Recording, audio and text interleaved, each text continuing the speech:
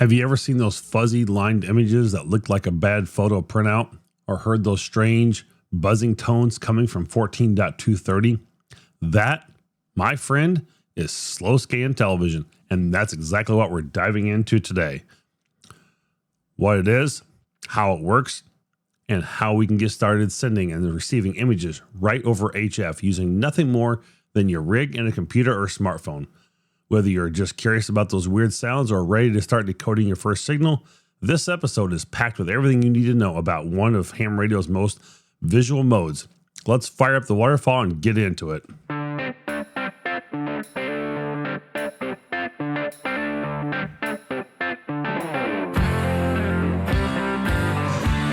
Welcome back to the Ham Radio Guy podcast, broadcasting from the W0MET studios.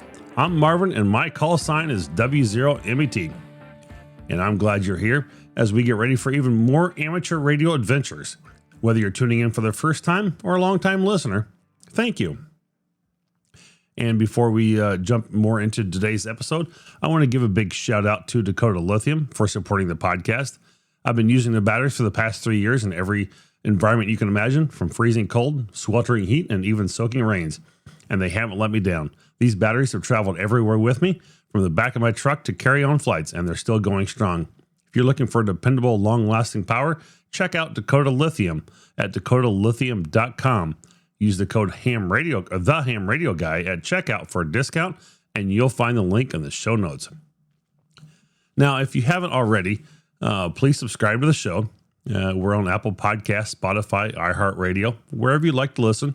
And don't forget, you can also catch me on YouTube. I do stream the podcast over there as well. And, you can find some occasional videos that I do as well. Leave a comment, good or bad. I do open it up for comments. I'd appreciate it if you do keep it clean. But it does help the algorithm and helps more people discover the show. So share it on your socials. Let others know you're listening to the Ham Radio Guy podcast. I'm one of the true podcasts out there. I actually record this just for the audio. Some people do the video podcast sort of thing. And, I've thought about going that direction, but I really like keeping this as just the audio portion only. So I guess I'd like to see your comments on it if you want to see more video on it. But again, my original intent of this was to be able to have this as a drive podcast, to be able to listen to it and inform yourself of something educational while being, in a morning commute or an afternoon commute or maybe a short walk or something like that, to just, sit back and enjoy and really make this a fun podcast. So anyway, any comments on that, I always appreciate those as well. Or you can always email me over at W0MET at thehamradioguy.com. You can also support the podcast by checking out the affiliate links in the show notes. They're in every episode. And over at patreon.com/the Ham Radio Guy. Your support helps keep the content coming and grow the community and bring even more gear reviews, tips, and ham radio inspiration.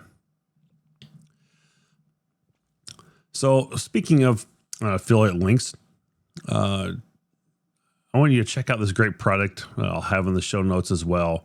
I recently purchased this on Amazon. It's been a great tool. It's a little electrical meter, like an ohm meter, and it is small, compact, easy to use, and it's got the digital display to it still. And I've really found it to be handy to have just as carry-on portable, type of, travel with, have it around handy for myself to use. I mean, I've got several ohm meters, but, one of them is a great big Klein that can do all kinds of stuff. And this one was by Peak Design. It's by WGGE Digital Multimeter. And it does everything you need to do. In fact, I think it even does temperature, but it did come in this nice little hard case as well. And I found that to be pretty handy. And I really liked that a lot, that it was kind of in a nice protective case. But like I said, it did have some temperature probes to it with it too. But it's got the LCD. It's got a nice big screen to it and, simple interface to use and nice I call it kind of a rubber coating on the outside to hold it. Or if you're trying to hold it on something, it's not going to just fall off. And I really made this for my, I'll call it my portable little toolkit that I keep with me when I travel. If I'm going to be gone for multiple days or maybe out on a POTA thing or like a field day where I need a quick repair of some sort, I need a multimeter. It's not so big that, like my big Klein clamp-on one, it may not do everything, but it does do a good portion of what you need on a kind of a last minute type of thing. So anyway, something to think about. And, that link for this WGGE digital multimeter will be in the show notes. And like I said, just really impressed with it. I'm sure it's a little Chinese knockoff of some sort. I'm not always big on those type of things, but this one seemed to be pretty decent. And I wanted something small, portable, compact, and that would fit easy into some travel, luggage or a bag of some sort. Well, with that, let's get into a little bit of the news.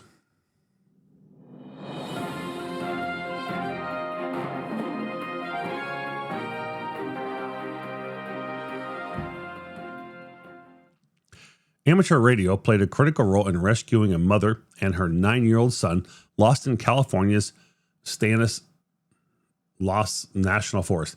I wasn't sure how to pronounce that national forest exactly. And on July 11th, 2025, the two were reported overdue from a trip to Camp Wolfboro.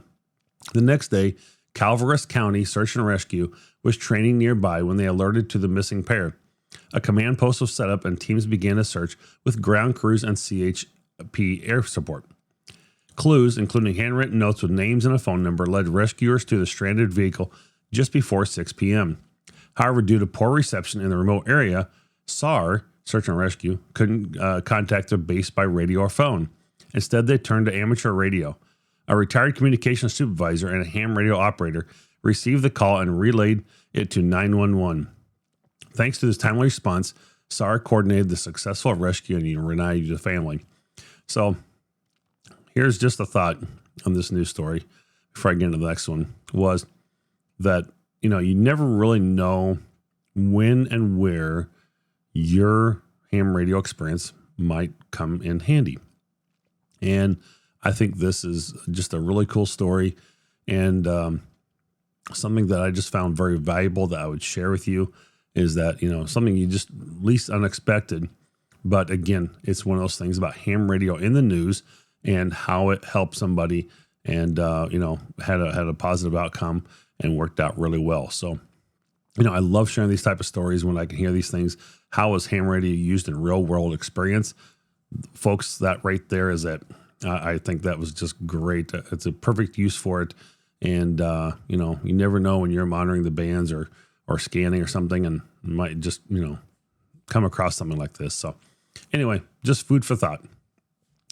Now, this is maybe the next story is a little bit older of news from mid-July, but in case someone hadn't heard it and wasn't aware of it, I thought I would share this one as well. Ham Shack Hotline is going off the air. The amateur radio voice over IP network that connected hams worldwide will cease operations at the end of this month, August 29th. So it's coming up pretty quick here. It was originally launched in 2018 from the humble closet of founder K1WIZ. The service grew into a global communications network with over 7,000 interconnections at its peak. Built by and for amateur radio operators, Ham Shack Hotline offered a reliable voice link over IP, supported by servers across multiple continents. However, the demands of maintaining the rapidly growing system became too much for the small volunteer team. Balancing technical upkeep with personal responsibilities proved unsustainable. In a statement on their website, the team expressed gratitude to the ham community and pride in the role Ham Shack Hotline played in connecting operators across the globe. So really sad to see them go. I did do a video on this on YouTube. If you want to go out and check it out, I'll try and leave a link to that in the show notes as well. And, talking about some alternatives and what you can do. And the hams over IP was a really simple setup conversion from my Ham Shack Hotline over to the hams over IP setup. So very simple to do. Reach out to me if you have any questions. Glad to do it. I think N1JUR also did a really good video on this. talking about it. And so if you want to look up his channel, Live Free and Ham, he has some great detail explaining how to make that conversion as well. This is all the amateur radio news I have with the release date of August 4th, 2025. HamRadioPrep.com, your fast track to getting licensed and on the air. Whether you're brand new to amateur radio or looking to upgrade your license, Ham Radio Prep makes it easy. Their online courses are FCC approved, mobile friendly, and designed to help you pass your exam on the first try. Even if you've never touched a ham radio before, thousands of hams are already passed with Ham Radio Prep, and I personally recommend it for anyone who wants to learn quickly and retain their knowledge that actually matters out in the field. Ready to become a licensed ham or upgrade to general or extra? Go to hamradioprep.com and use my exclusive code, HamRadioGuy, at checkout to save on your course. Don't wait to get licensed, get on the air, and join the amateur radio community today with hamradioprep.com. They have a great money-back guarantee, and you can't beat it. You can find the link in the show notes. And they have a brand new course that just got released, I think it was earlier this week. And it's about space exploration and using satellites. So go check out that course if nothing else. And you can use my link to save money on that as well. So go check out that course. And I think you will really find that course to be very interesting. So anyway, I don't know where I was going with that. I just lost my train of thought. Anyway, let's get into the Ham Radio Guy joke of the week. It's now time for the Ham Radio Guy joke of the week, where Rick tells us the joke. The Ham Radio Guy joke of the week is brought to you by Ham Radio Prep. Now here is Rick Garrett, N9 GSU, with today's Ham Radio Guy joke of the week. Ham radio meshes well with some of my other hobbies. I showed dogs for many years, and I still like to go to dog shows and keep up with what's going on in the world. I went to the Hamvention in St. Louis a couple of weeks ago, and there was a dog show in town, and I decided to pop in and see what was happening. Well, a Scottish Terrier took first place, a Yorkshire Terrier second place, and a Jack Russell third place. I'm pretty sure the judge had some kind of ulterior motive. This has been the Ham Radio Guy joke of the week with Rick Garrett, N9 GSU. Turn in next week for another joke from Rick. I love those jokes. I know it's just they're terrible dad jokes, but they're awesome.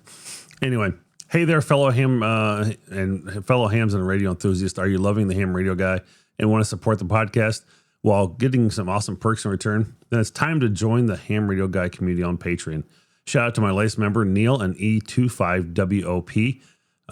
He was from overseas there. I want to say in Thailand or something like that, but I was not going to try and pronounce his name, so I left it as a call sign. So thanks, guys, for joining. I do appreciate it.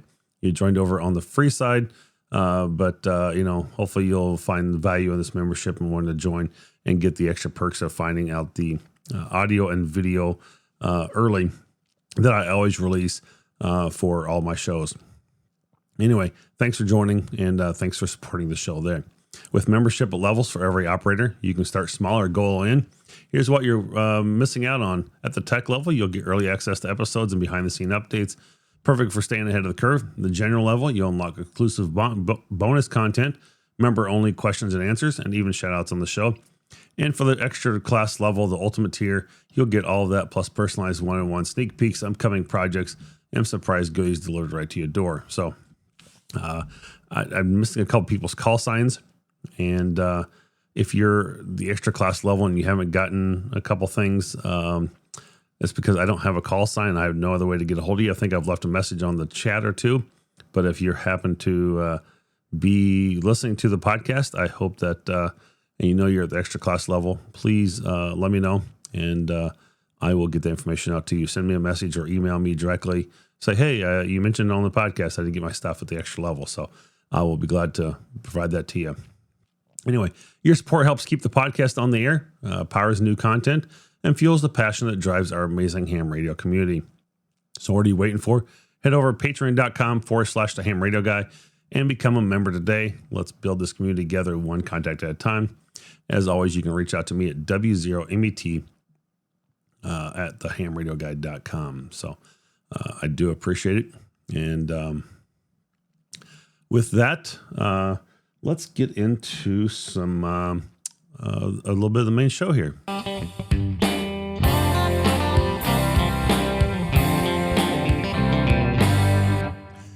All right.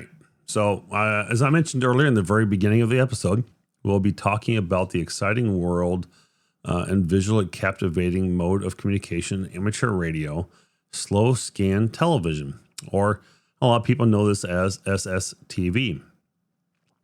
If you ever wanted to send and receive images over the airwaves, slow scan television is a fantastic way to do this. I absolutely love doing this. This is a lot of fun. And whether you're using it for ham radio, just doing it for fun, some type of emergency communications, or even receiving images from the International Space Station, this mode is worth exploring. This is probably one of those I probably should have done a video podcast on, because I could show you some of the images I've downloaded. They are just certainly cool, and I enjoy doing this. I really do. It can be a little tricky to get started with at first, but we'll get more into that in a minute. So, what is slow scan TV? Well, it's a method of transmitting and receiving images over amateur radio frequencies using analog signals. Unlike traditional television, which transmits video in real time, SSTV still sends images at a much slower rate, typically making, it's a few seconds to a couple of minutes per image, depending on the quality of the image. And this allows hams to communicate visually even over low bandwidth channels. And I'd say those signals usually come pretty good. You can, pick up some weak ones once in a while, but your image will be a little more distorted versus a really strong signal where the image will come across, probably the old 35 millimeter clear type of photo. I mean, I've got some images that are really clear and others that are, about as fuzzy and grainy as you can get. So it varies back and forth, but, these photos can range from anything you wanted to create, in an image. Maybe it's a photograph you took. It could be, I've seen like some old time cars, some old photographs where they had, something like the old Bugs Bunny logo. I've seen people with airplanes, women in bathing suits, space aliens. I've got a number of photos out there. So, and they just put their call sign on it, maybe a date and time, and we'll get into how you can go receive those images and maybe just, download a few of them first before you actually get, before you start sending, but something you can certainly do. And start to figure it out a little bit. So how does SSTV work? Well, SSTV encodes images into audio tones, which are transmitted over standard ham radio frequencies. And these tones are received and decoded back into an image using software or dedicated SSTV equipment. And we'll talk about software in just a minute here. So, again, you can use any type of camera, a pre-made image, a screenshot from a computer. People just do a number of different things. And you load it into the software. And so my most two favorite things are MMS TV for Windows. Again, I'm not a Windows fan, but I will use it when I'm on my Windows machine. And I'll just throw this on in the background with a flex during the day, throw it to 14.230 as one of the frequencies on for 20 meters, because that's probably the most active one. And the other one's Black Cat Systems for Mac. And it really will take the image, you upload it into that system. You can hit transmit, and then the audio is fed into a transceiver and transmitted over the airwaves. And then you'll kind of maybe receive an image back, and the software will receive the station to decode the audio back into an image for you when it's sent back on the when it's being received on the other end. But when you're receiving maybe another image as well, your software in your computer is doing that all for you, which is pretty cool. And again, it's not hard to set up, but you have to go in and set up like PTT control, stuff like that for your radio to transmit and things like that. So it kind of does it automatically. But there's also, for those Linux users out there, I don't want to exclude you either. There is QSSTV, and that might work as well. I've not played with that one, so I can't give you any details. But MMS-TV and Black Cat Systems, slow scan television program does work, and they are very good. So if you're a Flex user and you have a Mac, Marcus, who creates Smart SDR for Mac OS and iOS, has actually integrated slow scan television now as a tool into his software as well. So that is another one that is automatically in a program now, which is pretty cool to him be able to integrate those tools into the Mac software. So that actually saves me a step from having to get another system. MMS TV is free, where I think the Black Cat Systems, I think he charged $24 for it, and I think it's per year. So I'm sorry if you're listening to this episode, that's a little high, buddy. I think that's a little ridiculous. $24.95 maybe for one time, but per year, that's a little ridiculous, I think. So you haven't upgraded the software that much, and it's not that, it's not all that. So, I mean, it's a good software, don't get me wrong, but I, don't think it's worth $25 a year. I did it because I wanted it and had to buy a license, and I was tired of annoying pop-ups, but we'll see. We'll see how much he continues to upgrade it. I may write him and say, hey, I'm not going to renew this unless you provide any tools and updates for it. So I haven't seen any updates in quite a while for it. So I don't know if that'd be really worth it or not. Some popular SSTV frequencies and modes that you want to get into.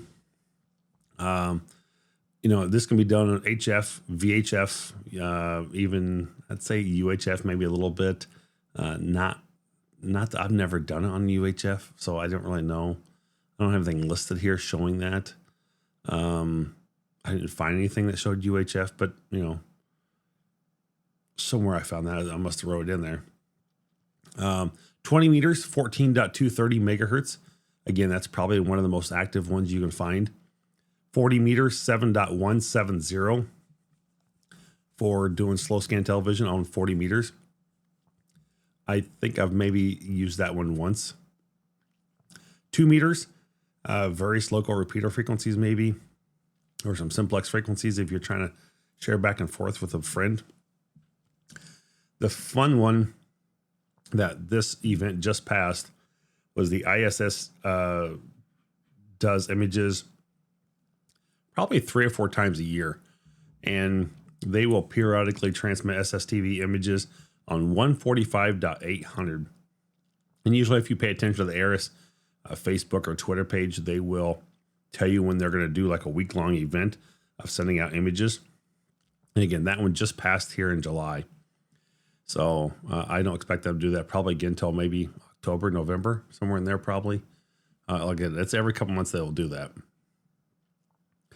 So when you get into the software, probably should have talked about this a minute ago prior. There are some SSTV modes. So you have your frequencies, but now you have your modes. So there's robot like 36 and 72. Quick transmission times, great for weak signals. Scotty 1 and 2. Those are usually pretty good, pretty common actually. And they're used for more high quality images. PD 120, I think, is the progressive image mode that the International Space Station used. And that works on different levels of resolution and speed as well. So you have to figure out which PD mode you want to be in there. There's lots of different ones. But I think 120 is what the space station was using just a couple weeks ago. Martin 1 and 2, also very popular. In 7 hours. It's frequency used in Europe and for high resolution images. So, but I've actually, my software automatically detect what's coming across.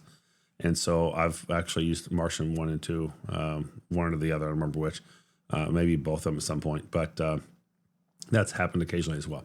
Why use slow scan television? I think it's fun and experimental. I love trying it, exchanging images with our hams around the world. I know there's kind of popular group. They'll do it usually about midday is when that kind of wakes up, middle of the afternoon. And so if you're using the Mac software and you got your iPad or laptop at work, you can pull that up and, use your remote back into your station and probably listen. It would be a great way to do that. Now, again, it's kind of active more in the afternoon, maybe early evening sometimes. Emergency communications would be another great way to use this. Share maps, damage assessments, medical information when voice isn't enough. So that's quite possible. Again, space communication to receive those unique images from the ISS during SSTV events. Again, 3 to 4 times per year. Contests and awards. That's very possible. I've not really participated in any SSTV contest or earned a certificate or anything like that for certain images. You kind of get that from the ISS portion of it. I think there's a little bit of a contest there. And, that's probably the main points of why I use SSTV.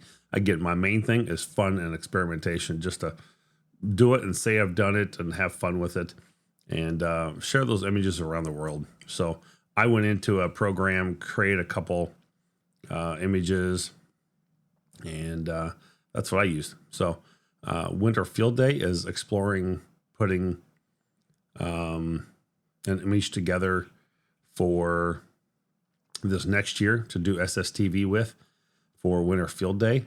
So we'll probably try to be doing SSTV then. So just food for thought as well. If you want to get into it and get yourself practiced and ready to go for Winter Field Day, we'll be sending out slow scan images then. So that's most likely going to happen. All right. So you kind of know what it is, why to use it, what's popular, what the process is to set this up. You probably need to know what you need to get started with it.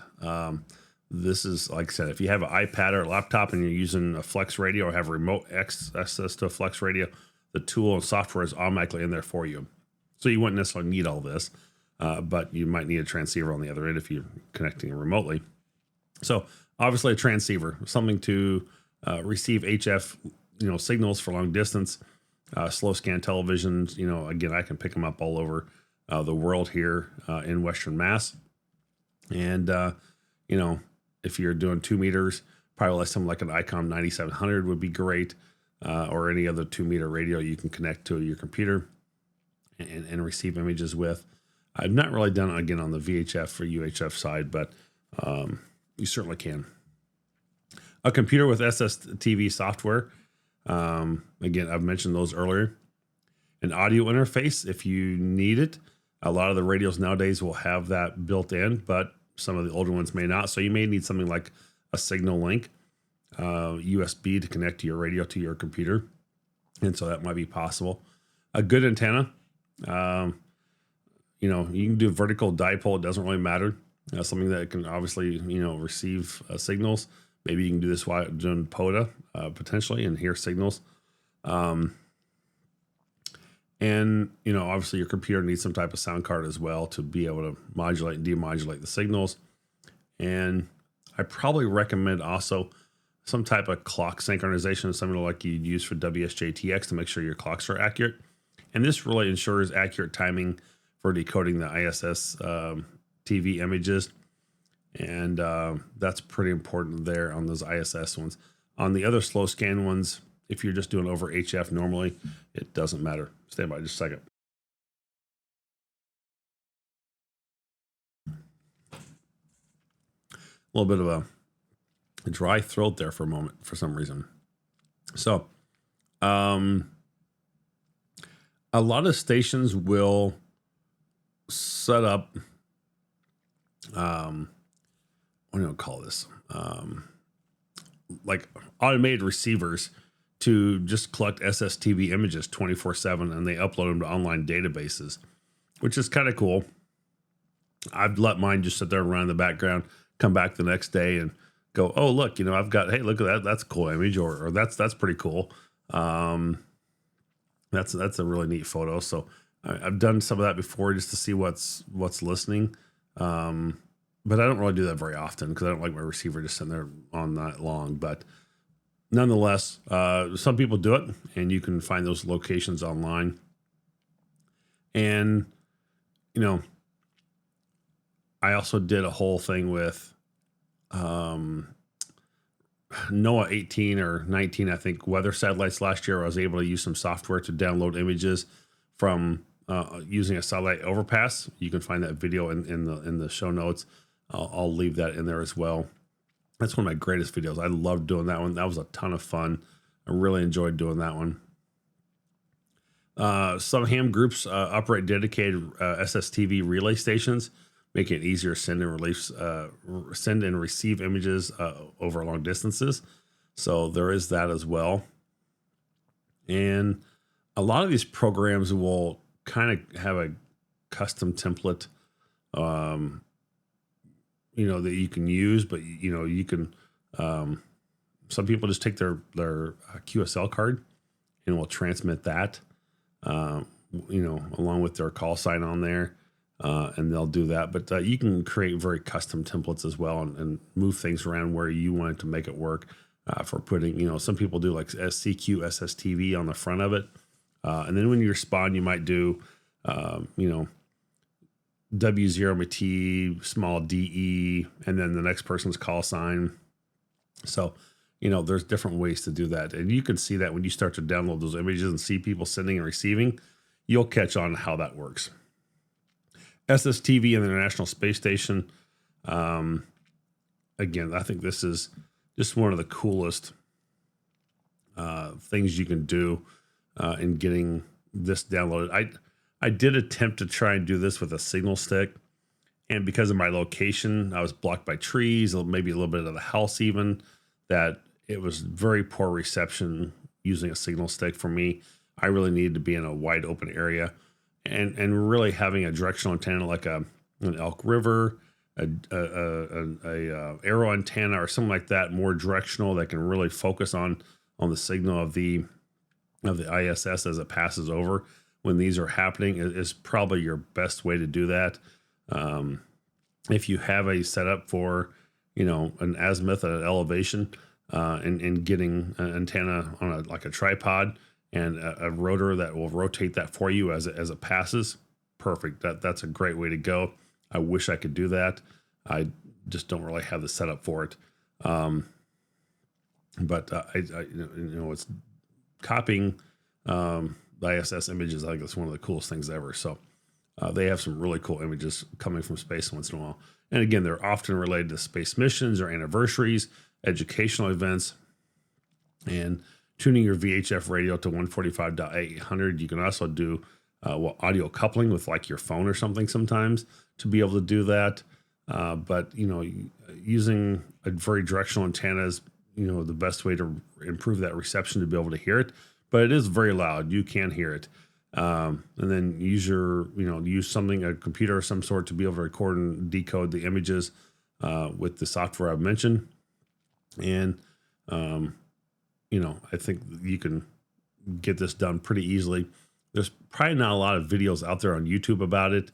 There's a few, but not many. So just food for thought there.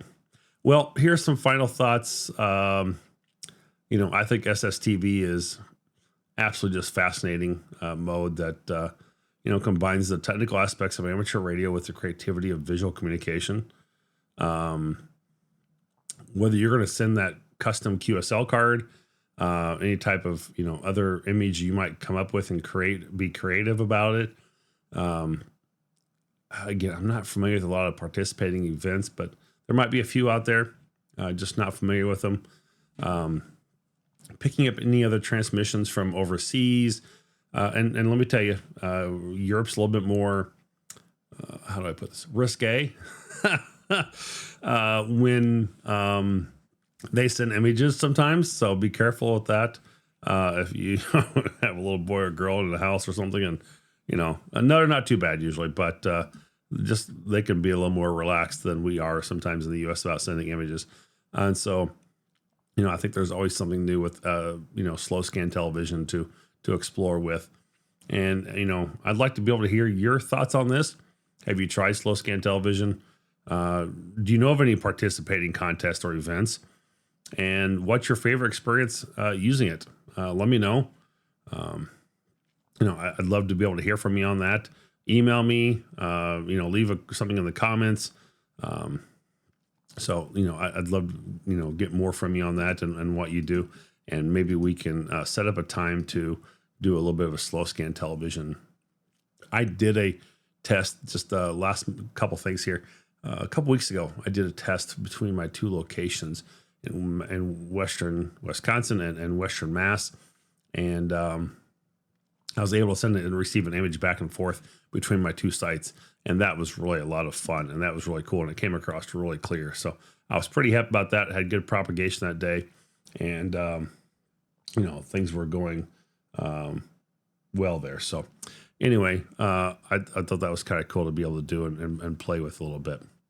Well, with that, that's all I've got for slow scan television. I hope that will help you give you better clarity in what slow scan television is, how to set that up, and what that looks like. And maybe I'll try and do a short video on that somehow, a little bit more, and just do that as a short YouTube video. But I hope that you enjoy this part of it. And let's go into with ABR. Quality cables that you can trust? ABR Industries has you covered. Proudly American built and reliable, ABR Industries delivers premium coax cable and connectors for all your communication needs. Whether you're a ham radio operator, work in broadcast, or manage critical infrastructure, ABR ensures that you are connected when it matters most. And it has such tremendously different characteristics. From static to clarity, ABR products. Built tough, built here, built for you. ABR Industries. American built and reliable. Visit abrind.com today and experience the strength of superior connectivity. It's the only coax here in the W0MET Ham Shack. Use code SAVE10 Ham Radio Guy. ABR Industries, where reliability meets performance. All right. I do love their cable. It is one of the best around, I think. And I wanted to give you some updates on some Hamfest, some special events coming up, and where things we're going to be at coming up here in the near future. So you have Huntsville Hamfest, August 15th to the 17th. That is just like literally probably less than 10 days away, folks. So that's coming around really quickly this year. Unfortunately, I will not be able to be there. I will be on the road traveling to Wisconsin again. The Northeast Ham Exposition, August 22nd to the 24th. I'll miss this one as well this year. And so that will be over in the Marlborough, Massachusetts area. So Ham X, it's a great little ham fest that's growing and doing very well as well. So that's August 22nd to the 24th. And then Route 66 special event is September 6th to the 14th. So you're going to want to be able to make sure you get all of those stations coming up, as that will be coming around the corner before we know it. So that will be fun to do as well. You know, it's kind of like the 13 colonies thing, but they've got all the different stations along Route 66. So you can find more at W6IBT. JBT, W6 JBT.org. So I'm sorry, I looked at that wrong. I thought it was an I for a second. And they will have more about that's the Citrus Belt Amateur Radio Club. And they will have all the information you need about Route 66. You can grab your log sheet from over there and grab all the different stations. And you can find when they're on the air and where they're at and things like that. So that is always a very fun event to go out and do. Well, folks, that's it for this episode of the Ham Radio Guy podcast. Thanks for tuning in and being part of the conversation. Don't forget to share your thoughts, your questions, or stories. Email me or connect over on Twitter and Patreon. If you enjoy the show, leave a review, share it with a fellow ham, and help grow the community. If you're enjoying the podcast, considering us over at patreon.com, and your support helps keep the show running, allow us to bring even more great content. And guys, again, I've got listeners all over the world, and I greatly appreciate that. And I hope that you'll continue to share out this podcast and continue to grow this. It's growing all the time. My YouTube channel continues to grow. Thank you for your support over there. And so oh boy, that got started a little early. Until next time, 73 and happy hamming. Keep those antennas high and the signal strong. And I'll catch you on the next episode of the Ham Radio Guy. Take care.